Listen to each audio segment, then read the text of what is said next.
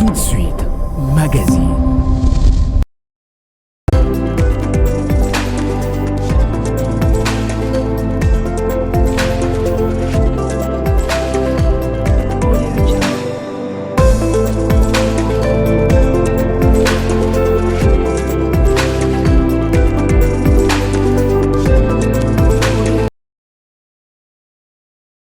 Le plaisir est pour nous de vous amener à découvrir le professionnel, les hommes de métier, les personnes qui assument des fonctions quelconques dans notre pays, la République démocratique du Congo. Bonjour à tous, bienvenue dans cette émission. Aujourd'hui, nous avons encore l'honneur ou bien le plaisir de recevoir une personne qui va parler de sa profession, qui va partager avec nous son expérience. Il s'appelle M. Junior Massoudi, il est coach, entraîneur. Avec lui, nous allons parler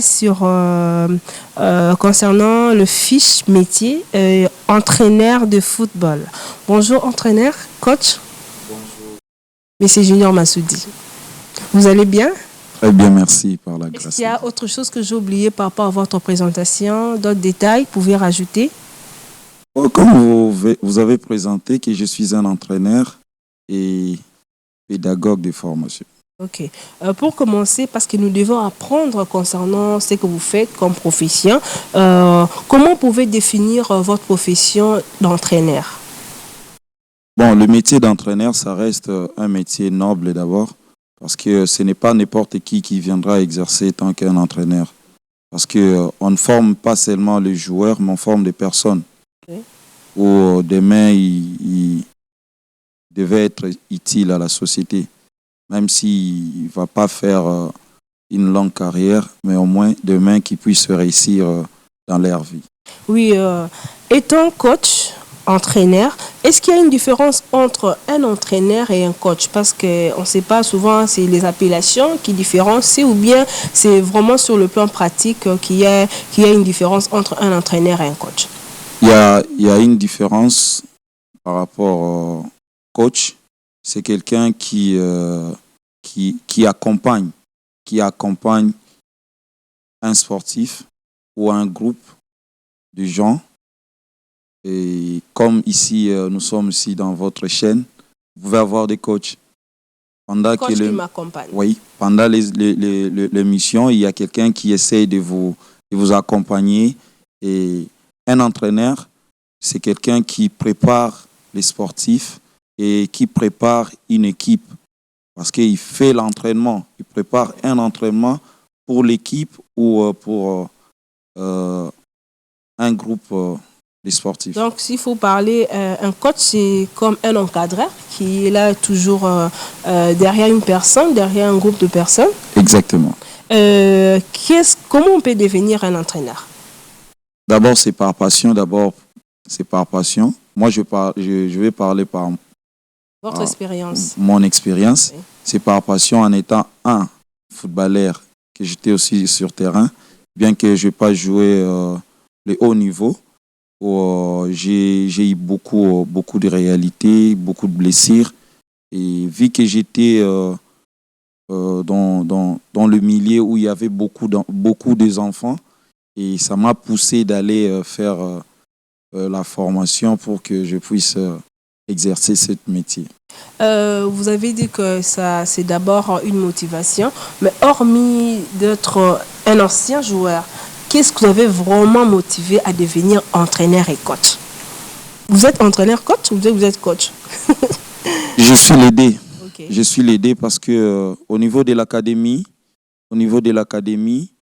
il n'y a pas que les joueurs. D'abord, il y a les enfants qu'on leur prépare pour qu'ils apprennent d'abord à vivre avec les autres. Okay.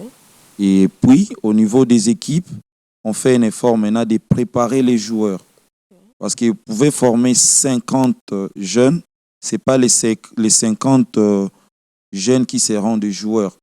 Parce que ça reste d'abord, on est dans la formation des jeunes joueurs.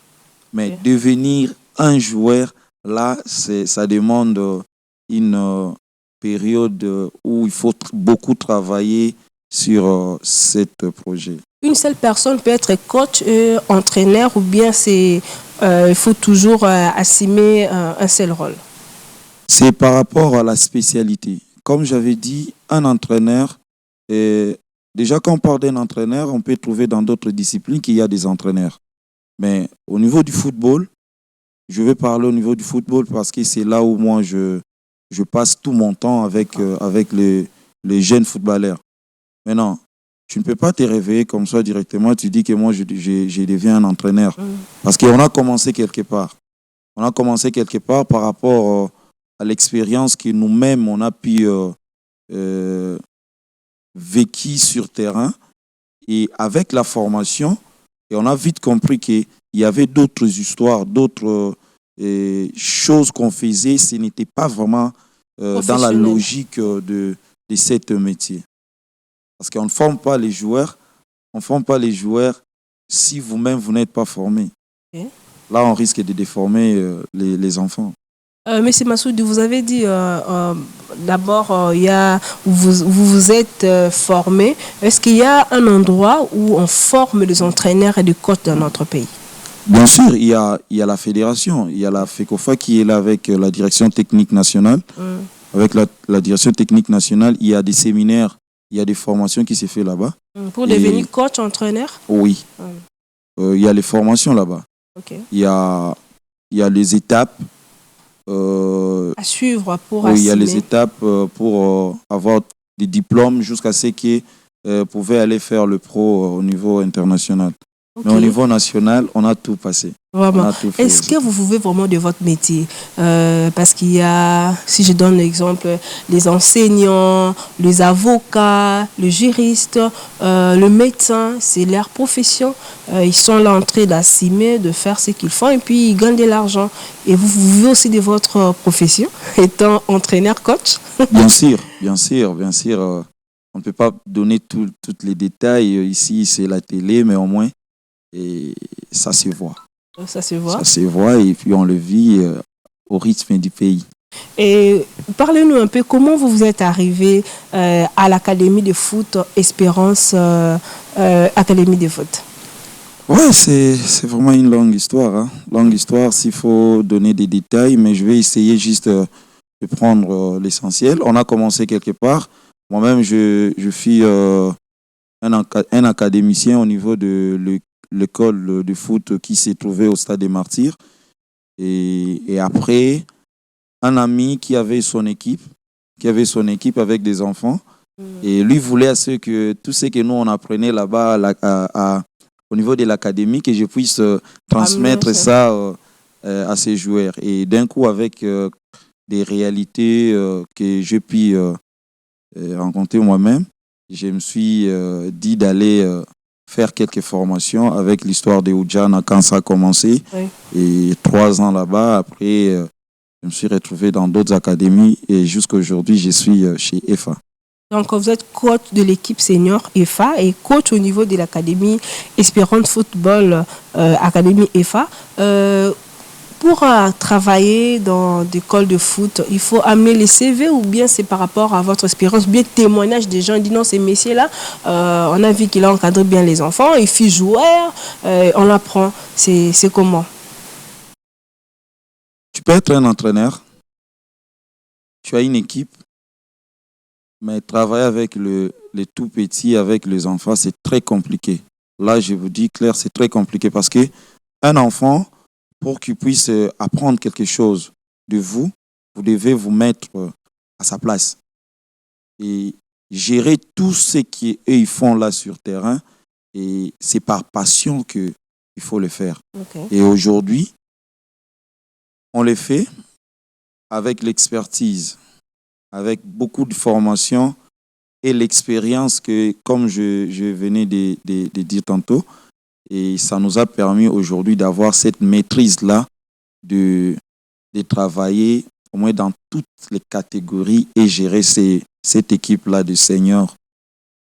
Quand je viens de parler de passion, et comment vous encadrez le jeune ou les enfants dans votre académie Espérance Football Academy? J'espère que je cite ça très bien. EFA. Ouais, c'est ça. Oui. Oui, au niveau de l'académie, il n'y a pas une discrimination par rapport au groupe d'enfants. certes, on travaille sur la qualité, on veut travailler sur les talents des jeunes, mais au moins au niveau de l'académie, on prend tout le monde. On prend tout le monde, et les filles et les garçons. Et vu qu'on a 4 catégories, il y a le niveau de l'initiation où nous avons les I9, au niveau de la formation, non, la préformation, nous avons le I13 et formation, les I15 et le post-formation, les I17, I19. Ce sont vos termes techniques, hein, donc Ouais. on ne sait pas comment comprendre ça, mais si on parle sur le plan concret, les tranches d'âge, quelles sont les tranches d'âge que vous prenez là-bas, vous étant entraîneur, parce que on voulait vraiment apprendre en consonance ce que vous faites et comment vous encadrez les enfants. Au niveau de l'académie, on commence à recevoir les enfants à l'âge de 4 ans. Ok. De 4 ans jusqu'à 19 ans. 4 ans jusqu'à 19 ans. Pour les parents qui pensent que le football, c'est faire passer du temps, ce sont des enfants qui n'aiment pas vraiment les études, ce sont les jeunes qui se disent, bon, moi je ne vais pas aller trop loin avec les études, je préfère travailler mon corps, exercer mon corps dans le football. Donc, qu'est-ce que vous pouvez dire par rapport à ça? Là, je vais d'abord parler, je vais m'adresser aux joueurs et aux enfants qui ne veulent pas aller à l'école. Et il n'y a pas que les foot. Après les foot, la vie continue. Parce que vous pouvez être bon, mais l'âge affaiblit le corps. Et quand tu es déjà faible physiquement, avec l'âge, et si tu n'as pas pu faire les études ou prendre les études au sérieux, demain, tu seras un gaillard zéro. Et les gens vont commencer à se moquer de vous. Et voilà, il a joué, il a 1 an, mais au finish, tu es nulle part. Et pour gérer même tout ce que vous avez eu à faire ou à voir pendant que vous jouez au football, et il faut, pour gérer ça, c'est par l'école, par les études. Tu peux quitter aujourd'hui sur terrain, tu peux devenir comme nous, entraîneurs, devenir comme un dirigeant.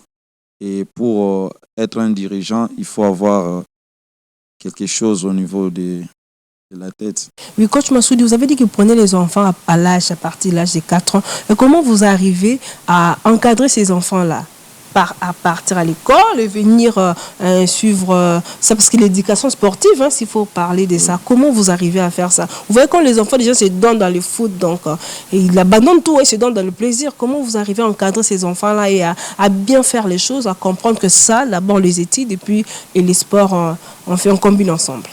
Avec les enfants, moi je dirais c'est facile pour les amener à faire le foot et rester dans les études. Parce que quand il veut jouer au football, c'est facile de le recadrer en disant que voilà, moi je vais te laisser jouer au football, mais il faut s'appliquer à l'école. Okay. C'est facile. Okay. Donc vous l'obligez d'abord de suivre les études. Exactement. Est-ce qu'il y a la jeune fille a aussi la place dans votre académie? Bien sûr, bien sûr. Et avec le temps, on va vous amener aussi les images. Au niveau de... chez les I9, il y a des filles. Chez les I13, il y a des filles. Mais sauf que chez les I15, la fille, elle était seule.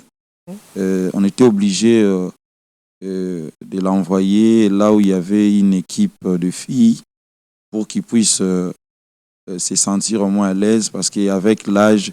16-17 ans là, elle devait se retrouver là où il y avait une équipe de filles. Coach, en quoi est-ce que le sport contribue à l'éducation ou à la croissance de l'enfant? Vous êtes coach, vous êtes avec les enfants.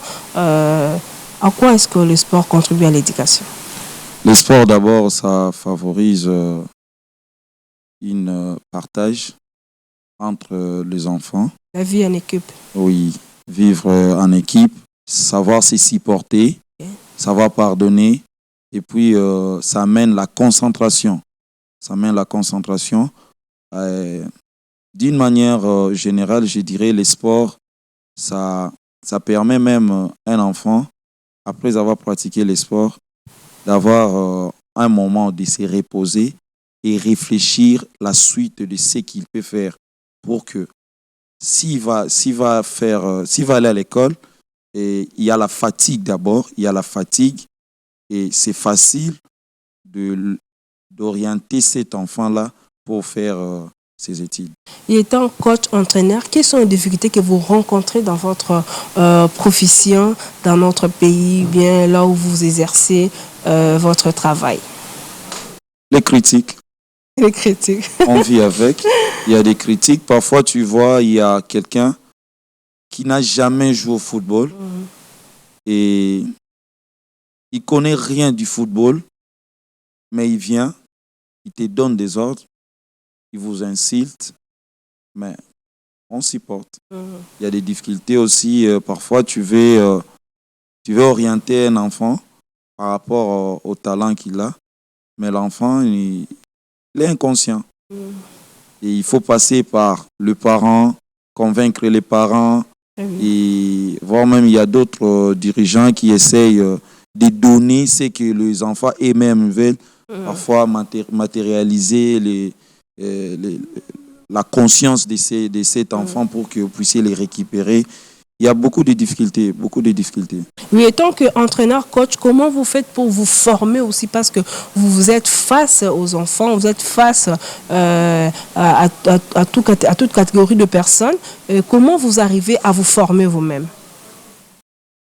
La maîtrise en soi.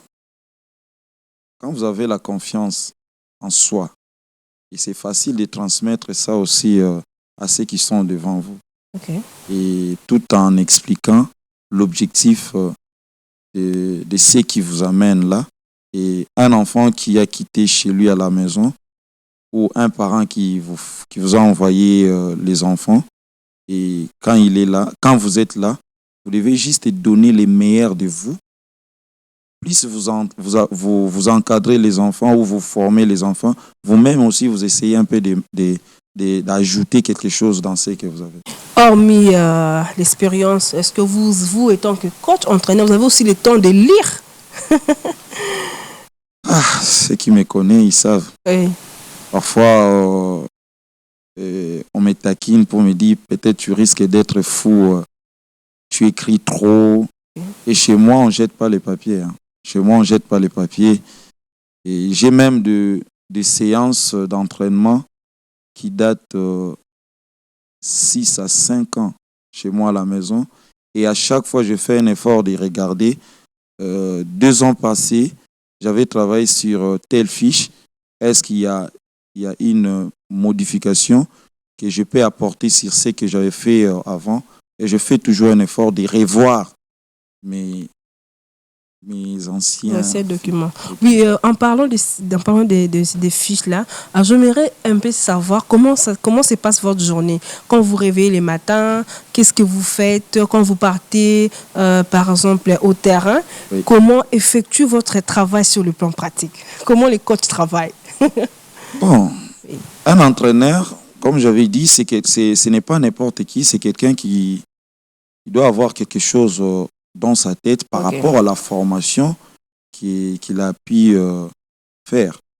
Moi, je fais un effort de planifier d'abord. D'abord la planification. Je fais la planification et c'est le soir que je le fais avant de me coucher. Je le fais la nuit et le matin, j'essaie de mettre ça au propre. Et dès que j'arrive là où il y a notre centre ou le lieu de l'entraînement, j'essaie d'organiser maintenant la séance. Et cette séance ne va pas s'organiser comme ça sans pourtant avoir une fiche. Je vais avoir une fiche. Une fiche où je dois présenter ça à mes collaborateurs. Et devant les joueurs, vous êtes aussi obligé de présenter la séance. Ce n'est pas parce que je suis coach, je viens comme ça, je donne. Vous brisquez les choses. Non. Je présente la séance. Il y a la présentation de la séance, il y a l'explication de la séance, la démonstration de la séance. Wow, vous travaillez, hein? Ouais. Oui. Et puis les enfants, ils vont faire quoi? Ils vont exécuter ce que vous avez expliqué et après, vous allez corriger encore. Donc, il y a des étapes à suivre Ok. où je vais encore revenir pour vous dire, être un entraîneur, si vous voyez quelqu'un exerce ses métiers, il faut les respecter. Très bien. Oui, au contraire, aux gens qui pensent que c'est seulement le travail du corps, vraiment, ce que vous venez de dire là, c'est vraiment très important. Ça a même appris les personnes. C'est même apprendre aussi les gens qui vous regardent, qui ont leur façon d'interpréter les choses, une façon de vous voir entraîneur. Quel travail qu'il fait. Mais vous venez au moins d'expliquer ce que vous faites. C'est pas facile, c'est vraiment la concentration, comme vous avez dit, et la planification. Entraîneur, vous êtes coach à l'équipe senior IFA et au coach au niveau de l'académie Espérance Football Academy. Aux parents qui vous ont suivi, dis donc, ces coachs-là, ils vont vous convaincus. Est-ce qu'il y a encore de place dans votre académie pour encadrer ces enfants ou bien les enfants? Oui, il y a encore de place. Il y a la place pour tout le monde. J'appelle le parent à nous faire confiance encore parce que car depuis qu'on a commencé, ils savent au moins de quoi nous sommes capables et ce que nous avons pu faire pour leurs enfants et qui continuent à nous faire confiance. Okay. Nous sommes là, on appelle tout le monde. Tout le monde. Ok. Et ça fait déjà combien de temps que votre académie existe? C'est depuis 2019. Ok. Depuis 2019, c'est presque 4 ans. Étant entraîneur, quel est le bon moment, les bons souvenirs quand vous regardez comme ça? J'ai dit ça, étant qu'entraîneur, je ne peux jamais oublier ça. Ouais, quand j'ai gagné les championnats, c'est que j'ai toujours rêvé de voir, on voit au niveau international, comment on soulève les entraîneurs. Et j'avais même des larmes, où je ne pouvais pas me maîtriser. Okay. C'est ça le souvenir que j'ai encore dans ma tête. Et puis je rêve encore parce que j'ai des gars qui sont capables à réaliser encore ce que nous avons fait dans le passé. Coach Massoudi, il y a des jeunes qui vous regardent, des jeunes aussi qui aspirent à devenir comme vous, à devenir entraîneur, coach. Qu'est-ce que vous pouvez dire? Quel sera votre message à travers cette émission Ma Profession? Oui, j'aimerais que je passe ce message en lingala. Oui. Ba master, ba petit, ba vie, ba ndeko. Bale, eza nango G. Mais lelo ekoma métier. Ekoma cop, ekoma nyonso. Oyo ba parents lelo bakomi beaucoup plus kotinda bana. Ba beta bale pour ba bongisa à venir. Mais onga na osenga bino boye banini bo luka. Fongola matoi kanga munoko tika koloba. Parce que tozolinga koyoka te, tozo préférer plus koloba ke kosala. Okay. Tolinga musala to sala. Toyoka, totiango na misala ke kosimba. Et aux autorités, c'est un bon message. Je pense qu'ils ont capté. Aux autorités, qu'est-ce que vous pouvez dire concernant votre profession, votre métier étant qu'entraîneur? Parce qu'il y a beaucoup d'entraîneurs aussi qui traînent dans la rue, ils ne savent pas où piétiner, où aller, où entrer. Quel sera votre message, votre souhait aux autorités qui vont suivre cette émission? Moi, je vais juste demander d'abord aux autorités. Et il y a un adage qui dit l'avenir d'un pays, c'est au niveau de la jeunesse.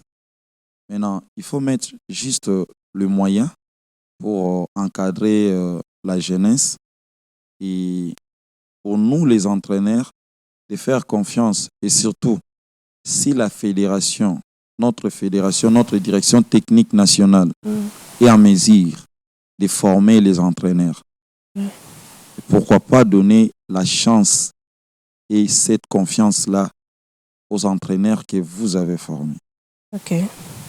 Moi, je pense que nous devons rester beaucoup plus dans la méritocratie que de mettre le sentiment parce que ça reste un métier. Si l'équipe gagne, on voit les joueurs. Là, c'est sûr. Si l'équipe gagne, on voit les joueurs. Mais si l'équipe perd, là, on voit l'entraîneur. Donc, et ce que moi, je demande, qu'on nous protège aussi. Parce qu'on peut me condamner parce que l'équipe a perdu. J'aurai ce courage de travailler encore avec l'équipe pour gagner si je suis motivé. Oui. Peut-être nous, au niveau de l'académie, il y a une structure qui est là. Nous, quand même, on s'y retrouve.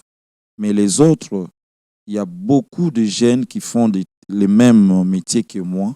Ils sont pas rémunérés, ils sont pas considérés et ils travaillent comme ça. Vous regardez dans des conditions où vous ne pouvez pas imaginer. Mais demain, dans des équipes là, il y a des talents qui sortent, qui profitent pour la nation. Monsieur Junior Massoudi, entraîneur, coach, comment vous contacter, comment vous voir l'adresse de votre Espérance Académie Football? L'académie se situe au niveau de l'ancêtre du Liti Gombe. Nous avons même notre page Facebook où il y a des détails là-bas. Il y a même les coordonnées où le parent souvent échange avec le dirigeant, les encadreurs. C'est un peu ça. Nous sommes sur l'avenue de la science au niveau de Liti Gombe, dans notre propre terrain qui est à l'intérieur. C'est connu d'ailleurs pour tout le monde. Merci beaucoup. C'était un réel plaisir parce que nous sommes vraiment arrivés à la fin de cette émission. Tati, c'est ça? Je suis arrivée. Je ne sais pas si vous avez quelque chose encore à ajouter. Tati, il peut ajouter quelque chose? Oui, coach, vous avez quelque chose à ajouter? C'est que moi, je dirais, je n'ai pas beaucoup de choses à ajouter parce qu'on a tout parlé. Et moi, je dirais merci pour cette invitation. Je sais que les gens nous ont suivis. Et on va essayer de travailler sur ce qui n'a pas marché, améliorer ce qu'on fait encore bien là, jusque-là. Et c'est un peu ce que j'allais... Merci beaucoup, coach Junior. C'était un réel plaisir de partager votre expérience avec nous, d'apprendre concernant votre profession. Tati, tu m'embrouilles. D'apprendre sur votre profession d'entraîneur-coach. Merci à M. Grace Loubala. Il est parmi les autorités des EFA. Merci pour cette opportunité. Ce n'était pas facile pour avoir au moins une personne qui vient parler de la profession dans votre académie de foot. Merci à l'équipe technique d'Elic Télévision. Vous étiez là pour assister. Vous êtes tellement très nombreux, je ne saurais pas citer les noms. Merci à un monsieur qui m'a appelé. Il a vraiment aimé ce que je fais. Il est poète, écrivain. Monsieur Aimé. Monsieur Aimé, vraiment, le nom est parti, mais au moins je connais votre prénom. Monsieur Aimé, les poètes, écrivains. Merci pour vos encouragements. Merci à toutes les personnes qui m'écrivent, qui commentent sur ma chaîne YouTube, ma profession. Vraiment, vous et moi, on se retrouve très prochainement. Je vous aime beaucoup. Contactez-nous au numéro qui est au bas de vos écrans. Nous serons là pour parler de votre profession. On se retrouve très prochainement, mais à très bientôt. Merci.